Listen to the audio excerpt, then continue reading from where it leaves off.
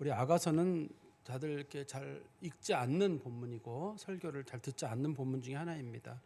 저는 2014년에 저희 교회가 개포동에 있을 때 아가서 전체를 한번 강의한 적이 있습니다. 그때는 8번에 걸쳐서 각 한 장씩 이렇게 강의를 했었거든요. 근데 그때 그렇게 강의를 하다 보니까 마치 수박 겉핥기식으로 그냥 이렇게 계략적인 부분만 제가 보고 지나가서 언젠가 다시 한번 이걸 해야 되겠다 이렇게 마음을 먹고 있었어요. 그런데 이제 10년 정도 지났잖아요. 10년 정도 지나서 다시 한번 이 강의를 하려고 마음 먹고 있습니다. 이 아가서를 보다 보면 아가서가 대화체로 되어 있습니다. 이게 연극 같이 되어 있어요. 솔로몬과 술람미 여인이 얘기를 나누고 또 술람미 여인과 친구들이 얘기를 나누고 또 술람미 여인이랑 예루살렘 여인들, 술람미 여인하고 오빠들하고 얘기 나누는 이런 내용들로 구성이 되어 있거든요. 이 아가서에 보면 등장인물이 많이 나오지 않아요. 몇 명 안 나옵니다. 좀 전에 말씀드린 대로 솔로몬 나오고 술람미 여인 나오고 그다음에 술람미 여인의 친구들, 예루살렘 여인들, 오빠들, 어머니, 술람미 여인의 어머니 정도 나오거든요.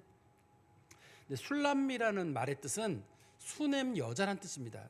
이 여자 고향이 수냄, 그러니까 우리로 말하면 수냄댁 뭐 이런 식으로 수냄 지역에 살고 있던 그 여자란 뜻이에요. 근데 그거를 우리가 말을 늘려서 술람미 여인이라고 우리가 부릅니다. 근데 이 본문을 이해할 때 조심스러운 면들이 있는데요. 어떤 것 때문에 조심스럽냐면 이게 누가 말을 하는지를 잘 모르겠어요. 우리나라 성경책을 봐가지고. 이게 최근에 번역된 바른 성경이나 공동 번역 성경책들 같은 경우는 이게 여인이 하는 말이다, 혹은 이게 솔로몬이 하는 말이다 표시를 해놨어요. 성경책 옆에다가 이렇게 표시를 해놨는데 우리나라 성경책은 우리가 보고 있는 개정개혁판은 그걸 표시를 안 해놨습니다. 표시를 안 해놨기 때문에 이렇게 읽으면서도 이게 도대체 누가 얘기를 하는 건지를 잘 모르겠을 때가 있어요. 물론 잘 꼼꼼하게 보시는 분들은 이거는 술람미 여인이 얘기하는 거구나, 이거는 솔로몬이 얘기하는 거라는 걸 알 텐데 그냥 그래도 너무 꼼꼼하게 보지 않는 분들은 그걸 분반하기가 쉽지가 않습니다. 이 본문을 볼 때 또 한 가지는 이 문맥을 보면서 여기에 담겨진 영적인 의미를 찾아내는 거예요. 이게 표면적인 얘기로는 연애 얘기입니다. 두 젊은 남녀가 만나가지고 연애하다가 서로 서로 보고 싶어가지고 막 어쩔 줄 몰라 하고 우리나라 말로 하면 뭐 자기야 뭐라고 부르다가 또 결혼하고 나면 여보 이런 식으로 호칭이 바뀌거든요. 여기서요 계속 처음에 결혼하기 전에는 나의 사랑 나의 어여쁜 자애라고 부르다가 결혼하고 나면 나의 누이 나의 신부야라고 호칭이 바뀌어요. 그 옛날 사람들이 부르는 호칭입니다. 결혼하기 전에는 뭐 자기라고 부르고 나중에 여보라고 부르듯이 호칭이 바뀌는 거거든요. 이제 뭐 그런 얘기들이 여기 본문에 들어 있는데 겉모양만 보면 이게 무슨 연애 얘기밖에 안 되고, 그렇지만 이스라엘 사람들은 이걸 가장 영적인 본문으로 봤어요. 성경 전체에서 이걸 가장 영적인 본문으로 봤기 때문에 그 속에는 숨겨진 영적인 의미가 분명히 들어 있을 거예요. 그러니까 솔로몬도 이 말씀을 기록할 때에는 영적인 의미를 기본적으로 담고 기록을 했기 때문에 그 영적인 의미를 찾아내야 되거든요. 그래서 어려워요. 왜냐하면 그냥 연애 얘기로만 쭉 본다 그러면 이해가 될 텐데 한편으로는 연애라고 하는 걸 기본적인 눈으로 표면적으로 봐야 되고, 또 속에 담겨진 거는 연애 얘기가 아니라 하나님과 그 이스라엘 백성 간의 사랑, 그리스도와 교회 간의 사랑의 얘기를 담고 있거든요. 그 두 가지의 어떤 교훈들을 찾아내는 게 쉽지가 않아서 그래서 목사님들께서 이 말씀을 잘 안 전하는 걸 거예요. 그거를 이렇게 분별하기가 쉽지가 않고, 분별을 해도 전달하기가 또 쉽지가 않은 그런 면이 있어서 그렇지 않은가 하는 생각이 듭니다. 어떻든 이스라엘 사람들이 가장 좋아하는 본문 중에 하나가 이 아가서인데, 아가서를 유대인들은 주로 6월절에 읽었어요. 6월절에 읽어서 보통 경우 우리 성경에 보면은 맥추절에는 오순절, 그때는 룻기를 읽고, 성전 멸망한 걸 기념하는 날에는 예레미야 애가서를 읽고, 그 다음에 추수감사절 때는 전도서를 읽고, 그 다음에 이스라엘 백성들이 한번 죽었다가 살아난 적이 있었거든요. 불임절이라고 에스더서에 나오는 불임절 같은 경우에는 에스더서를 읽었는데 6월절에는 꼭 이걸 읽었어요. 6월절은 이스라엘 사람들에게 어떤 날이냐면 우리로 말하면 광복절과 같은 날이에요. 이스라엘 백성들이 애굽에 종되었던 곳에 해방된 날이거든요. 그게 해방된 의미도 그 안에 들어있고, 또 한 가지는 이스라엘 사람들은 그때 그 6월절이 생기면서 처음으로 정체성이 생깁니다. 우리는 누군가, 그전에는 주로 시족 사회고 부족 사회였거든요. 아브라함과 이삭과 야곱과 이런 시족 문화였다면 이제는 하나의 나라가 형성되게 됐거든요. 우리는 도대체 누구냐? 근데 하나님과 우리의 관계는 어떠냐? 그런 거를 사람들이 이해할 때 이 아가서가 좋다고 본 거예요, 사람들이요. 그리고 또 아가서를 보면서 이스라엘 백성들은 주로 안식일 전날 있잖아요. 안식일을 준비할 때는 가족들이 둘러앉아가지고 꼭 이 아가서를 읽었어요. 8장밖에 되지가 않는 데다가 이거 보통 우리가 한글을 읽으시는 분들이 쭉 읽으면 10분 정도면 읽어요. 절이 짧습니다. 절수가 다 짧아가지고 10절밖에 안 되고 내용은 이해하든 못하든 어떠든 읽는 데는 10분이면 읽어요. 10분 읽으니까 가족들이 둘러앉아 이 본문을 읽었는데 이스라엘 백성들이 이걸 읽으면서 연애 편지로 받아들였어요. 하나님이 우리를 사랑한다는 얘기로. 그런데 우리에게는 이게 참 어려운 본문이에요. 이스라엘 사람들은 참 좋아했다는데 우리에게는 참 어려운 본문인 건 분명합니다. 그리고 이 본문에서 신랑이 등장하는데 신랑은 솔로몬이에요.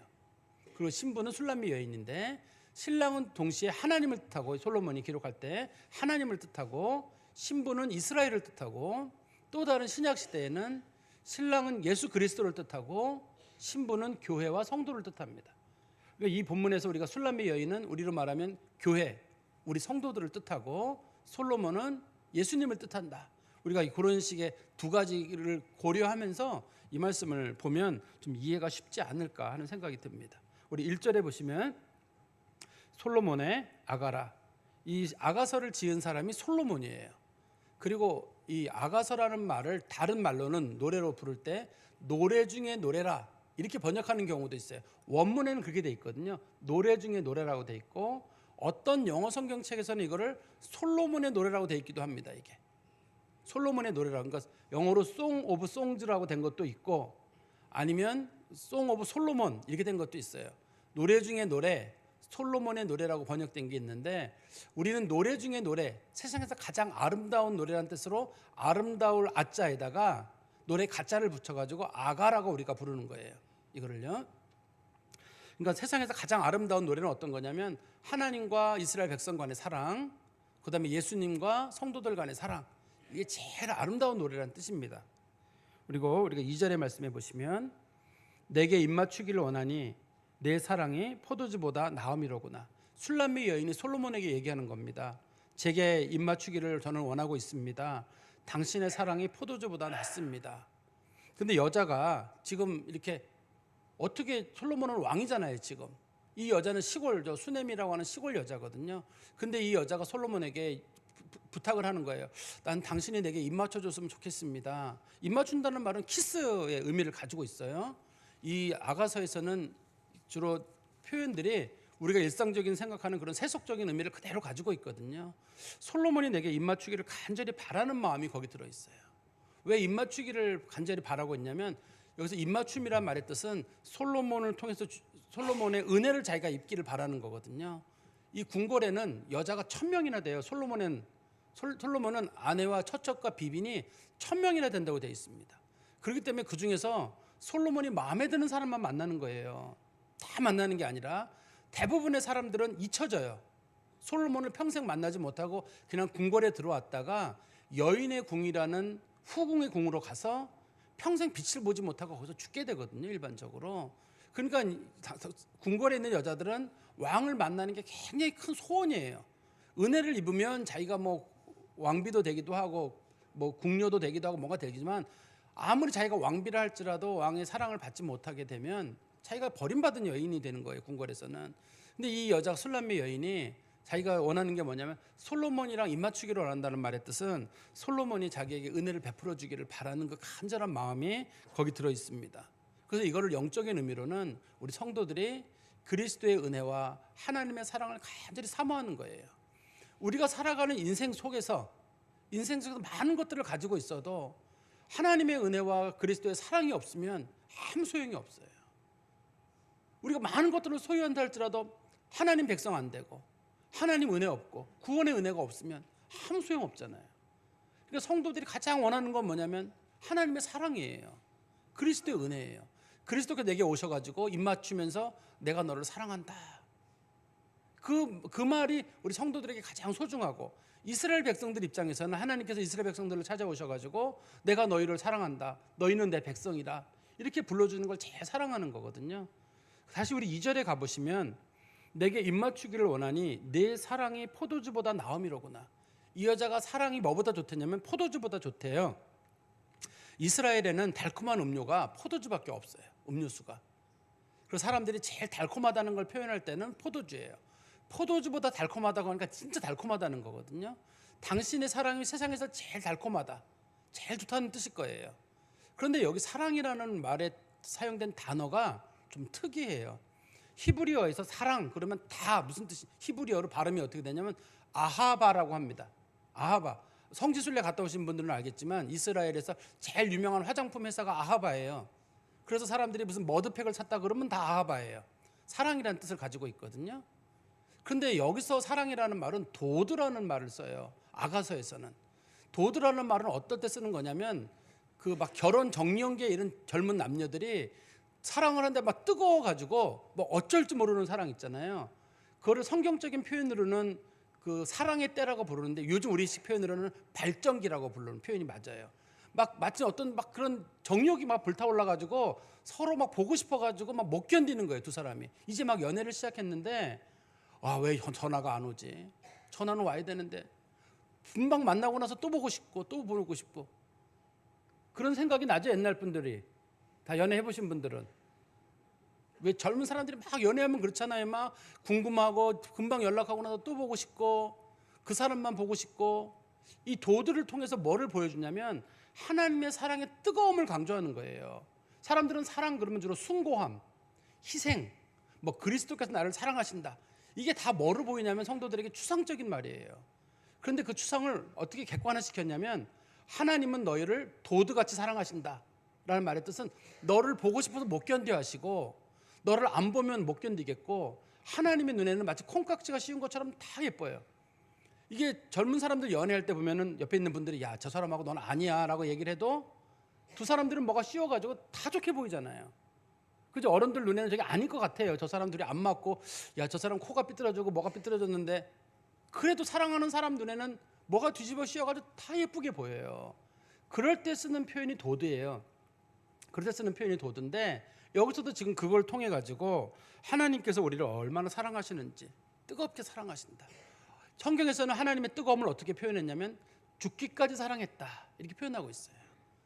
정말 사랑하는 사람들은 그 사람들 목숨 버리는 게 아깝지 않아요. 여러분도 아마 남녀 관계에서도 그럴 수가 있고 어른이 되신 분들은 자기 자녀들에 대한 아마 그 뜨거운 사랑이 있을 거예요.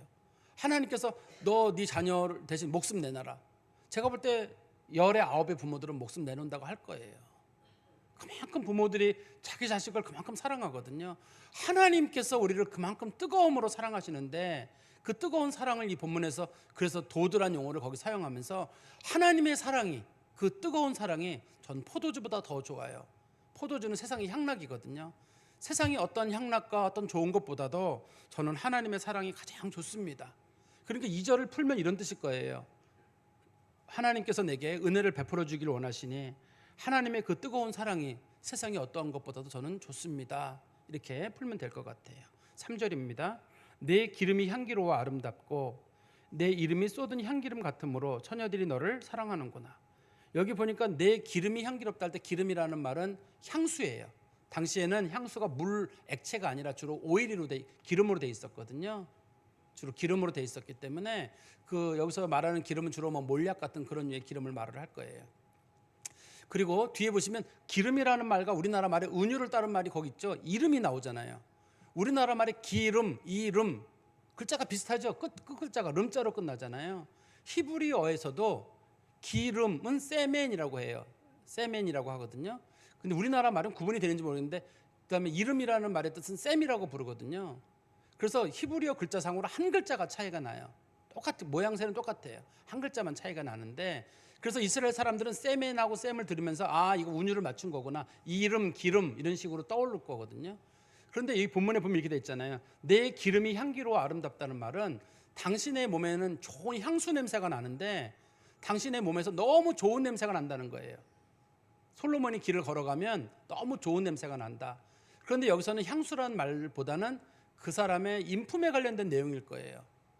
당신이라는 사람은 정말 몸에도 향기가 날 만큼 좋은 사람입니다. 그런 뜻일 거고, 그 다음에 또 3절 중간에 보시면 내 이름은 쏟은 향기름 같다. 그런데 여기는 기름이 아니라 이름이라 부르잖아요. 성경에서 이름은 그 사람의 본성이에요. 이래서 성경에서 뭐라고 말하냐면 하나님의 이름을 망령 때 일컫지 말라. 이름 부르지 말라는 말이 아니라 너 하나님 함부로 멸시하지 말라는 뜻이거든요. 성경에서. 그러니까 그런 것처럼 여기서 본문에서 이름이 쏟아놓은 향기름 같다는 말의 뜻은 향수가 옛날에 굉장히 비싸요. 우리 예수님께서 예루살렘에 가시다가 중간에 마리아가 예수님 머리에다가 향유를 붓는 사건 아시잖아요. 그때 가룟 유다가 뭐라 그랬냐면 저 향유를 팔아서 가난한 사람들에게 주었으면 좋았을 것을 왜 팔았느냐 하면서 그때 가격을 얘기합니다. 그때 가격이 얼마냐면 저걸 팔면 300데나리온도 넘을 텐데 300데나리온이 요즘 가치로 한 300만 원 정도 하거든요. 당시 향수가 굉장히 비싸요. 그래서 사람들이 향수를 몇 방울만 몸에 뿌리는데 여기 보니까 쏟아놓은 향기름이란 말은 누가 실수로 향수가 쏟아진 거예요. 이게 향수가 쏟아져 버린 게 되니까 온 지경에 그 사람의 향수 냄새가 퍼지는 거거든요. 그러니까 이름이 쏟아놓은 향기름 같다는 말의 뜻은 당신의 인품과 성품에 대한 소문이 두루두루 퍼졌다는 거예요. 아, 솔로몬은 좋은 분이래. 그분이 얼마나 사랑이 많으신지 그분하고 한번 지내면 너무너무 좋대. 다들 솔로몬과 하루씩 지내고 싶은 거예요. 소문이 나가지고. 그래서 3절 끝에 보시면 처녀들이 너를 사랑하는구나 이렇게 표현하고 있는데 여기서 처녀라는 말의 뜻은 결혼하지 않은 여자라든지 성적 경험이 없는 여자를 부르는 말이 아닙니다. 여기서는 히브리어로 알라못이라고 하거든요. 성 안에 왕이 살고 있는 궁궐 안에 살고 있는 왕비나 궁녀들이나 시녀들 전체를 부르는 말이에요. 그 안에 있는 여자들은 전부 다 왕과의 어떤 관계를 통해서 신분의 변화가 되거나 왕의 사랑을 못 받으면 전부 다 버림을 받게 돼요. 버림을 받게 되기 때문에 전부 다 솔로몬을 만나고 싶어 하는데 사람들 중에 특별히 이 본문에 말하는 처녀는 아직까지 왕의 사랑을 받지 못한 여자를 부르는 말이에요. 그래서 왕의 사랑을 받았던 사람들이 말하기를 솔로몬이란 분이 얼마나 좋은 분인지 그분은 정말 사랑이 많고 은혜롭고 너그럽고 그분 너는 한번 만나봐야 돼. 그런데 솔로몬이 자기를 안 봐주는 거예요. 그 사람들은. 그러니까 그 사람들이 나도 솔로몬의 은혜를 한번 입어봤으면 솔로몬이란 분만 만나면 나도 좋을 텐데 라는 그런 간절한 마음을 그 안에 가지고 있는 거거든요. 그래서 이 본문에서는 이런 뜻이에요. 당신은 인품이 참 좋으시고 당신은 성품 자체도 참 좋다고 소문이 나서 모든 사람이 당신을 만나고 싶어 합니다. 저도 당신을 굉장히 만나고 싶어 합니다. 근데 이거를 우리 영적인 차원에서 보면 하나님은 어떻게 우리에게 소문이 나 있냐면 사랑이 많은 분이에요. 또 하나님은 은혜로우신 분이에요. 은혜를 경험해 본 분들은 이게 무슨 얘기인지 알아요. 은혜를 경험해 본 분들은 뭔지 아는데 은혜를 경험해 보지 못한 분들은 이게 뭘 얘기하는지 몰라요. 하나님의 사랑과 은혜가 충분하다고 믿고 있는 사람이 있고 나는 그것보다 돈도 있어야 되고 뭐도 있고 뭐도 있어야 된다. 그거는 순수하게 하나님을 사랑하지 못하는 사람들이에요. 순수하게 하나님을 사랑하는 사람들은 그냥 난 하나님 은혜로 충분합니다. 하나님 사랑으로 충분합니다. 그럴 때가 있어요. 마음속에 세상에 치이고 뭐에 치이고 그러다 보면 내가 하나님의 은혜만 받으면 좋겠는데 하나님의 사랑이면 충분한데 그렇게 성도들이 마음에 간절함을 가지고 있거든요. 그래서 이 본문에서도 그런 설명을 하고 있는 겁니다. 그리고 4절에 왕이 나를 그의 방으로 이끌어 들이시니 너는 나를 인도하라. 여기서 너는 솔로몬이거든요. 나는 술람의 여인이기 때문에 우리나라 말로 바꾸면 당신은 저를 인도해 주십시오. 우리가 당신을 따라 달려가리라. 저 좀 인도해 주세요. 당신이 저를 인도해 주시면 제가 다른 거 보지 않고 당신만 쫓아갈게요. 이런 뜻이거든요. 우리가 너로 말미암아 기뻐하며 즐거워하니 내 사랑이 포도주보다 진함이라. 처녀들이 너를 사랑함이 마땅하니라. 당신의 사랑이 포도주보다 깊고 또 포도주보다 달콤하고 그래서 저는 당신의 사랑을 받고 싶으니 저 좀 인도해 주세요. 근데 이 인도해 달라는 말의 뜻이 히브리어로 어떤 뜻을 가지고 있냐면 어떤 사람이 아주 큰 힘으로 나를 강제로 끌어가지고 나를 이끌어가는 그런 거를 쓴 표현이에요. 나는 내 힘으로는 뭘 할 수 없는데 누군가가 나를 확 사로잡아가지고 강압적으로 또는 위력을 이용해가지고 나를 끌어가지고 나를 인도해 주는 방법. 성경에 보시면 이 똑같은 본문이 사용된 예가 있거든요. 성경에 어디에 나오냐면 예레미야 38장에 보면 그 얘기가 나오는데 제가 38장을 좀 설명을 드리겠습니다. 거기에 보면 선지자 예레미야가 당시에 이스라엘 백성들에게 예언을 했어요. 뭐라고 예언했냐면 우리 민족이 살 수 있는 방법은 딱 한 가지다. 바벨론에게 항복하는 것이다. 사람들이 어떻게 선지자라는 사람이 민족의 독립을 꿈꾸고 싸우라 그래야 되는 사람이 어떻게 항복을 하라고 말할 수 있느냐? 항복해야 된다. 지금 우리가 하나님 앞에 벌 받는 중이기 때문에 여기서 만약에 우리가 싸우게 되면 다 죽는다. 무조건 항복해라. 그러니까 많은 정치 지도자들이 꼴 보기 싫어가지고 이 예레미야를 시위대 뜰에 있는 감옥에 가두었어요. 근데 그 감옥이 철창이 있는 감옥이 아니라 물을 다 뺀 우물이에요. 우물을 깊은 곳에다가 예레미야를 던졌어요. 거기다가. 근데 거기에 마침 물이 없고 질척질척해서 예레미야가 죽진 않았는데 질척질척한 상태에 있었습니다. 근데 당시에 당시에 왕이 시드기야였었거든요. 시드기야의 그 내시, 당시에 내시가 구스 사람이에요. 이스라엘 사람들은 당시에 내시들을 전부 흑인을 썼습니다. 왜냐하면 만약의 경우 왕비들이나 누가 불륜을 저지를 경우 내시랑 불륜을 저지를 경우 흑인이 태어날 수 있기 때문에 일부러 흑인을 전부 다 내시로 썼어요.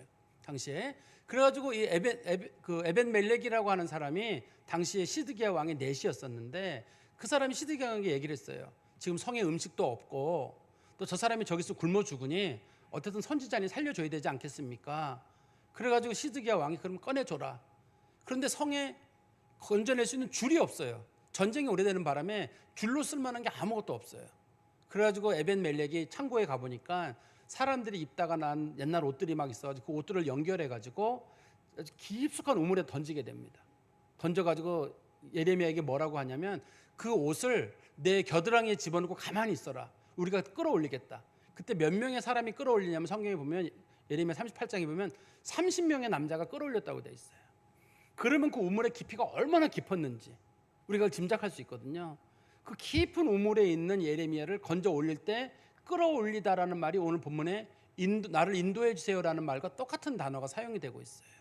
그래서 인도해달라는 말은 그 예레미야가 거기서 못 나오잖아요. 자기 힘으로는. 자기 힘으로 못 나오는데 하나님께서 사람들을 통해 가지고 건져내는 거거든요. 이 본문에서 인도해 주세요. 제가 당신을 따라가렵니다. 우리가 그렇게 표현하고 있는 이유는 우리가 어떤 절망 가운데 놓였을 때 하나님 저 좀 건져주세요. 이거 구원적 차원에서는 하나님의 은혜고 예수님의 은혜거든요. 그래서 하나님 저 좀 건져주세요. 제 힘으로는 제가 여기서 나갈 수가 없습니다. 어떻게 해야 할지, 무엇을 해야 할지. 특히 이스라엘 백성들이 아무것도 할 수 없는 지경에 이를 때가 있어요. 포로로 끌려갔다든지 지금 포로로 끌려가는 중이든지 아니면 절망 가운데 놓여 있을 때 자기들 힘으로는 도무지 할 수가 없는 거예요. 그때 하나님께 기도하는 내용입니다. 이게 하나님 저희 좀 건져주세요. 제 힘으로 나갈 수가 없으니 저 좀 구해주세요. 또 우리 신약의 성도들의 입장에서는 죄로 빠진 우리들이 우리 힘으로 나갈 수가 없어요. 하나님께서 은혜를 베푸셔가지고 위에서 줄이 내려와가지고 우리를 건져주지 않으면 하나님의 아들이 십자가를 지기 위해서 성육신에서 내려오지 않으면 우리를 건질 수가 없거든요. 그래서 이 본문의 뜻이 한편으로는 줄을 내려서 건진다는 의미도 있고 한편으로는 우리나라 말로 인도한다는 뜻도 있겠습니다만 영적인 차원에서 잘 보면 스스로 나올 수 없는 사람이 하나님의 은혜로 나오기를 바라는 그 간절한 마음에서 하나님 저 좀 도와주세요. 저 좀 살려주세요. 지금 벗어날 수 있도록 도와주십시오. 그 얘기예요. 술람미 여인이 왜 이 기도와 같은 얘기를 솔로몬에게 하냐면 솔로몬이 자기를 안 봐주면 자기는 영원히 버림받아요. 하렘이라고 하는 곳에 들어가서 하렘에 들어가면 끝이에요. 성경에 비슷한 사건이 있죠. 우리가 에스더서에 보면 에스더가 좀 모르드게의 말을 듣고 모르드게가 자꾸 부탁을 하거든요. 이스라엘 백성들에서 기도하고 아하수의 왕을 한 번만 만나라. 그랬더만 그 에스더가 못 만납니다. 만약에 내가 만났다가 왕이 나를 내치면은 내가 하렘에 들어가서 죽을 때까지 거기서 여인의 궁에서 못 나오다 죽습니다.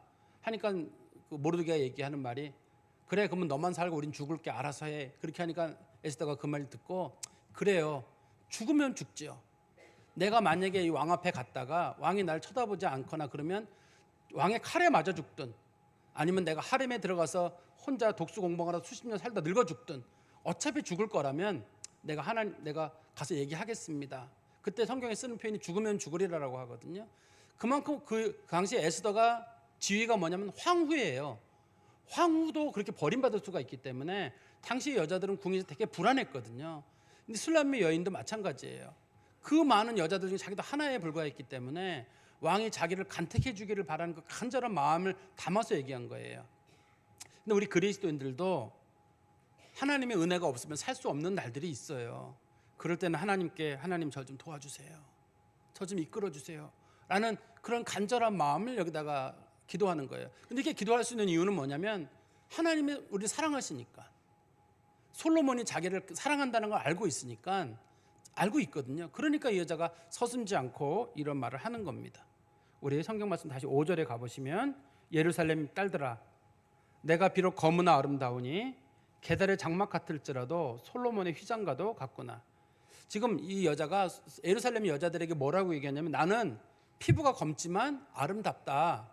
그리고 게달의 장막과도 같고 솔로몬의 휘장과도 같다고 했어요.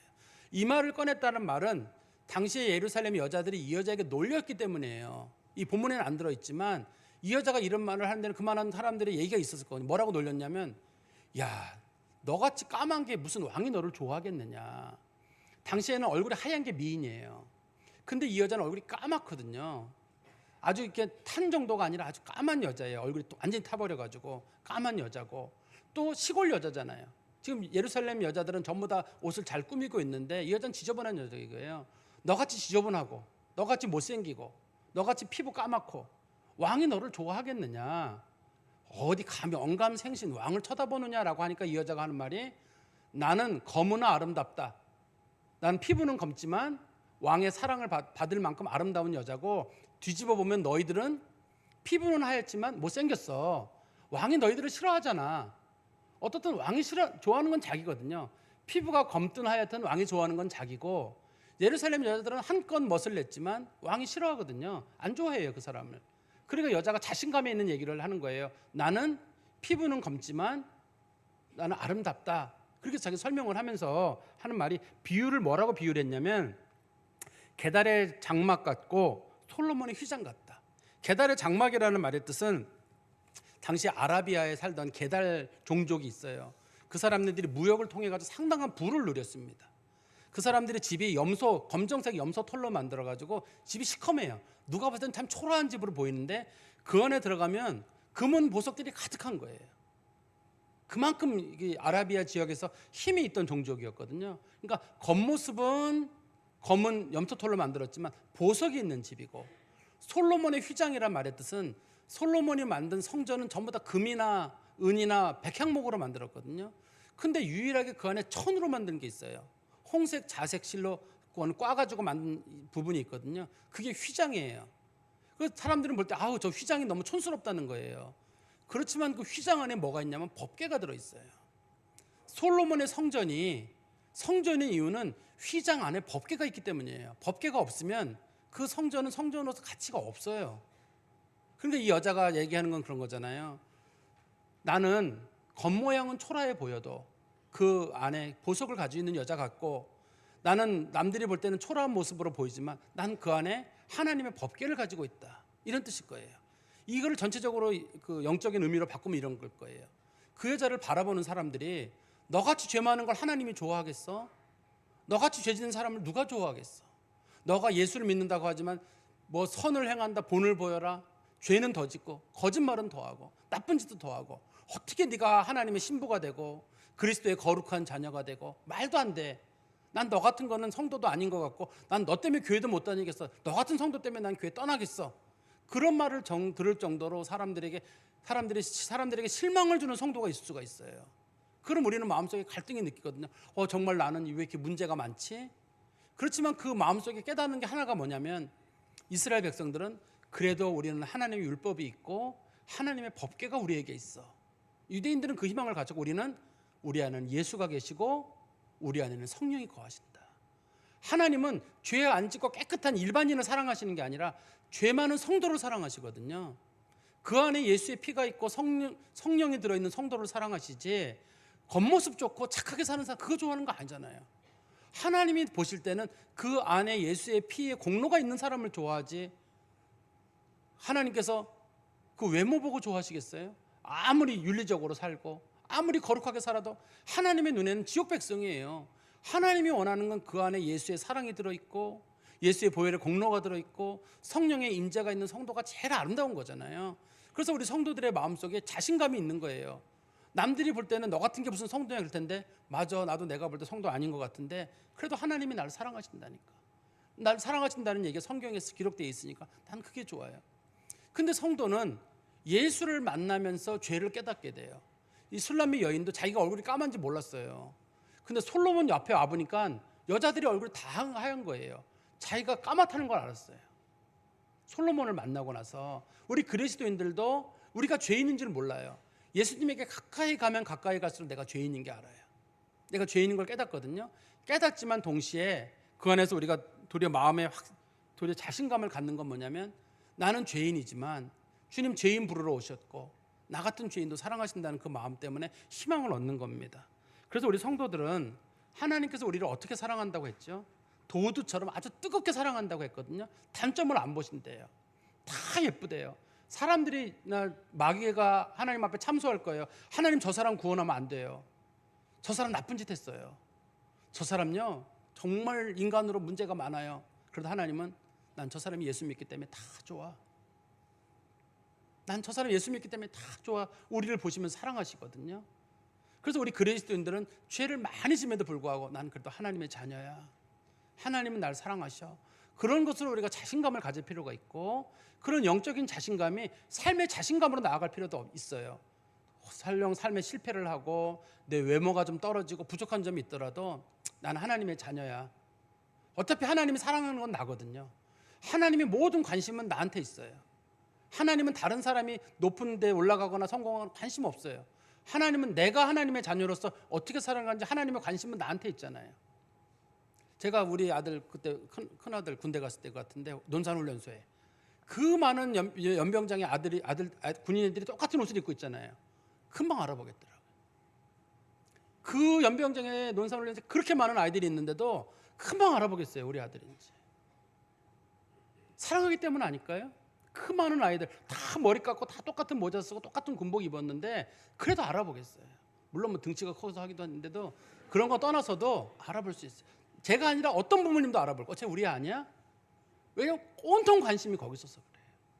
그러니까 하나님이 우리를 사랑하신다는 걸 자꾸 마음에 두셔서 나는 하나님 앞에 소중한 사람이야. 그래서 함부로 나를 대하지 마시고, 남들이 나를 함부로 대해도 나는 나 함부로 대하면 안 돼요. 우리 소중한 사람이고, 그래서 영적으로도 소중하고 삶 가운데도 소중하다는 걸 잊지 않기를 바랍니다. 그리고 우리 6절 말씀 보시면, 내가 햇볕에 쬐어서 거무스름할지라도 흘겨보지 말 것은, 이 여자가 뭐라고 말하냐면 자기가 햇볕에 쬐어서 거무스름하게 된 거래요. 그러니까 다른 말로 하면 원래는 검은 여자가 아니라 흰 여자란 뜻이에요. 자기가 피부가 원래 깨끗하다는 뜻입니다. 근데 당시의 사람들은 피부가 검다는 얘기는 하층민이란 뜻이에요. 천민이란 뜻이에요. 부잣집 사람들은 일을 하지 않았기 때문에 얼굴들이 다 하얘요. 그러니까 사람들이 이 여자에게 놀렸다는 얘기예요. 뒤에서 저거 천민일 거야. 뭐 얼굴이 저렇게 까만 건 저거는 하층민이고 수준 낮은 여자가, 저 여자가 어떻게 감히 솔로몬을 쳐다봐. 그런데 이 여자가 말하기를, 나 원래 고귀한 여자야. 단지 피부가 좀 타서 그래. 근데 피부가 탄 이유가 성경에 설명이 되어 있습니다. 뭐라고 설명이 되어 있냐면, 내 어머니의 아들들이 나에게 노하여 포도원 지기로 삼았음이라. 나의 포도원을 내가 지키지 못하였구나. 이게 얼굴이 탄 이유예요. 무슨 말이냐면, 오빠들이, 성경에서 오빠들이란 말을 뭐라고 썼냐면 어머니의 아들들이라고 썼는데, 왜 이렇게 썼냐면 친오빠란 뜻이에요. 당시에는 이복 오빠들이 많은 시대였기 때문에 이복 오빠들을 말하면 이복 오빠들에 대해서는, 이복 오빠들은 난 나쁜 감정이 있거든요. 그렇지만 내 친오빠들은 나한테 좋은 감정이 있어요. 그런데 이 본문에 보면 아버지가 없어요. 그런데 오빠들이 볼 때 내 여동생이 결혼을 할 때가 다 돼가요. 아까 제가 도드라는 말은 결혼 정년기라는 뜻이라고 했잖아요. 결혼할 때가 다 됐는데 너무 철이 없는 거예요. 만약에 얘를 시집을 보내게 되면 사람들이 그럴 거예요. 저 애비 없는 자식을 저렇게 키웠다고 할 거니까 오빠들이 안 되겠다, 우리 동생 훈련시키고 교육시켜가지고 얘가 좀 단단한 애로 갈 수 있게 되겠다.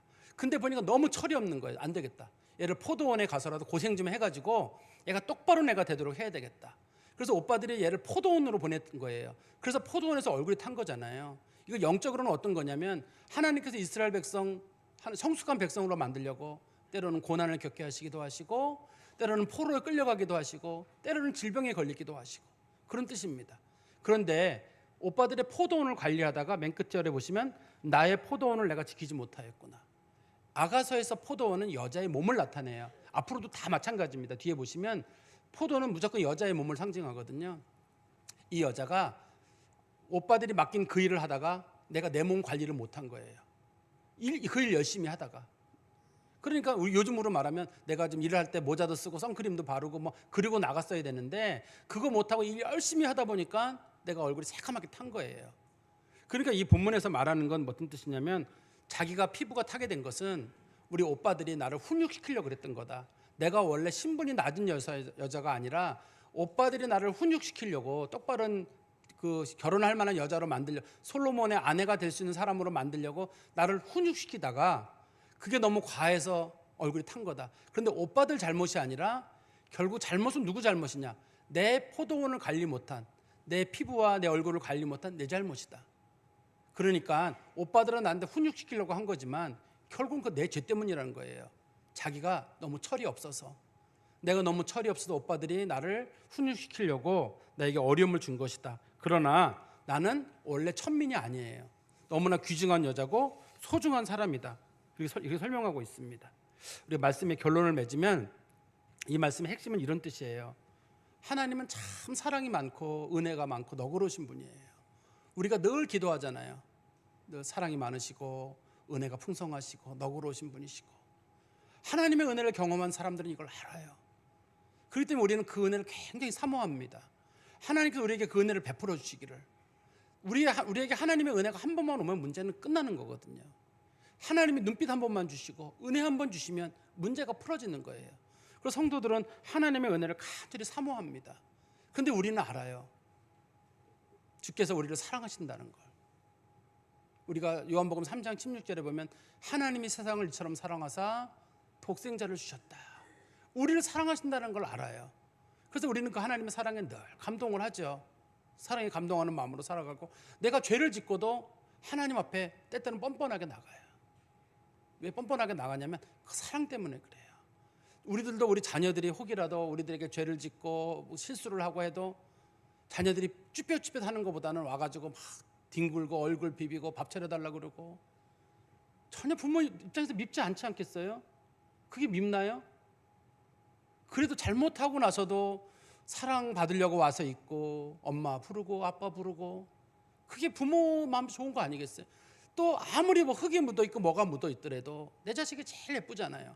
하나님께서는 인생에 뭐가 묻어있고 지저분하더라도 하나님의 사랑 사모하는 사람 제일 좋아하시거든요. 그러니까 우리 성도들은 하나님이 나를 사랑하신다는 사실을 늘 마음에 기억하고 늘 하나님의 은혜를 사모하고 하나님 가까이 오는 거예요.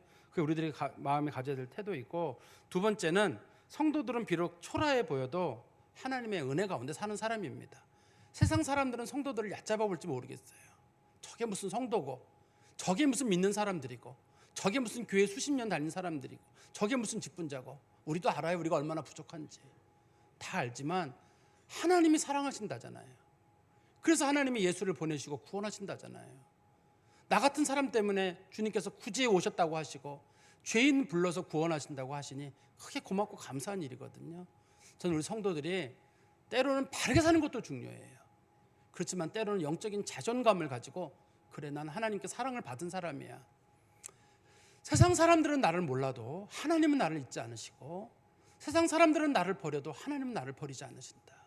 하나님은 나에 대해서 마치 도두처럼 눈멀고 나를 보지 않으면 견딜 수 없는 것처럼 늘 나를 향한 사랑으로 하나님은 나에게 다가오신다. 그 사랑을 사모해야 되겠다. 그런 마음 가지시고 믿음의 용기와 소중함을 가지고 살아가는 성도 되시기를 간절히 소망합니다. 기도하겠습니다. 하나님 아버지, 주님 은혜 감사합니다. 주께서 주신 이 귀한 말씀을 늘 마음에 두고 살게 해주시고 우리 주 예수 그리스도가 우리를 얼마나 사랑하시는지 이렇게 편지를 통해서 보여주신 것 감사합니다.